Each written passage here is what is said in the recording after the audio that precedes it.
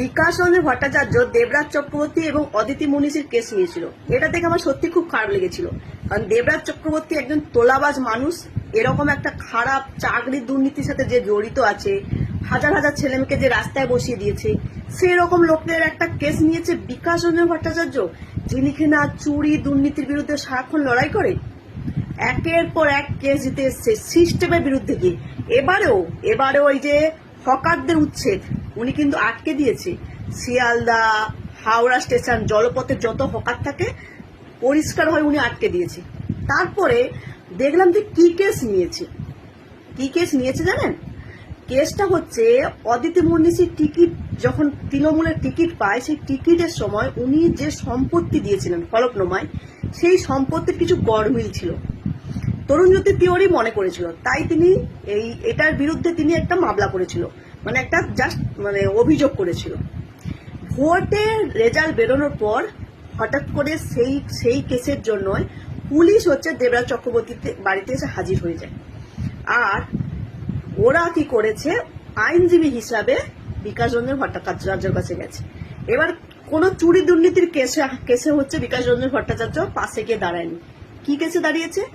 হলফনামার সম্পত্তি গড়মিল থাকলে সেই সম্পত্তির কিন্তু হিসাব করার দায়িত্ব একমাত্র ইনকাম ট্যাক্স ডিপার্টমেন্ট, আইটি ডিপার্টমেন্টের অথবা ইডির হাতে থাকে, সেটা কিন্তু পুলিশের হাতে থাকে না। পুলিশ এই কেসের জন্যই না, পুলিশ তো হিসাব করতে পারবে না, পুলিশ অ্যারেস্টও করতে পারবে না, পুলিশের এখতিয়ারের বাইরেই পড়ে, এটা পুলিশের এখতিয়ারের মধ্যে নয়। আর উনি যেহেতু আইনের লোক, আইনের অপব্যবহার হচ্ছে বলে উনি আটকে দিয়েছে, উনি হচ্ছে অ্যারেস্ট হতে দেয়নি। কারণ এই যে হলফনামার গড়মিল আছে সেটার হিসেব কে করবে? ইডি করবে। নজর কে করবে? হচ্ছে ইনকাম ট্যাক্স ডিপার্টমেন্ট। তা পুলিশ কি করে? উনি সেই কেসটা নিয়েছে এবং সেই কেস সওয়াল করে আটকে দিয়েছে। আর এই সমস্ত গদি মিডিয়াগুলো কি করছে? গদি মিডিয়াগুলো যেহেতু বিকাশ রঞ্জন ভট্টাচার্য সমস্ত জায়গায় সিস্টেমের বিরুদ্ধে ব্যাগরা দিয়ে দেয়, উনি তো আইনজীবী হিসেবে ওনার ধারে কাছে কেউ যেতে পারে না, উনি সবসময় সিস্টেমের সাথে লড়াই করে চলে। সেই জন্যই গদি মিডিয়াগুলো শুধু দেবরাজ চক্রবর্তী, অদিতি মনীষীর নাম জুড়ে দিয়ে বিকাশ রঞ্জন ভট্টাচার্য নামে 10টা বাজে কথা বলে বেড়াচ্ছে। কারণ বিকাশ রঞ্জন ভট্টাচার্যটা তার ক্ষমতায় নেই তাদের নামে ভালো কথা বলবে, এবং তাদের ভিউও কামাতে হবে। আর মানুষ, আমরা যেহেতু নাম শুনেছি ওনার সাথে, এই নামটা আমাদের খারাপ লেগেছে, এবং কিছু মানুষ চায় যে বিকাশ বাবু একদম এর সাথে মলাইন হয়ে যাক।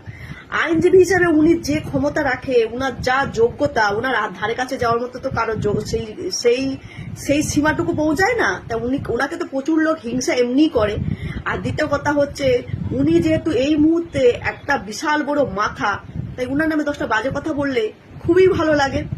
কিন্তু আসল কোন কেস নিয়েছে এবং কি চুরি দুর্নীতির কেস কিনা, যদি চুরি দুর্নীতি হয় সেটা বিবেচনা করবে হচ্ছে আদালত, কিন্তু এটা চুরি দুর্নীতির কেস ছিলই না।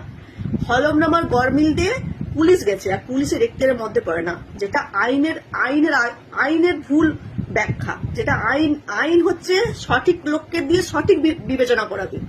উনি তো আইনের লোক, উনি বুঝেছে যে এটা তো আইনের অপব্যবহার করছে, তাই উনি কেসটা আটকে দিয়েছে। বুঝতে পারছেন? বিকাশ রঞ্জন বাবু, আপনি আইনজীবী এবং আপনি আইনের রক্ষক লোক, আইনকে রক্ষা করেছেন, আপনার প্রতি আমার সম্মান বেড়েই গেল। আর আমি আপনার নিয়ে ভুল বুঝেছিলাম, তাই আমি ভিডিওটা আবার বানালাম।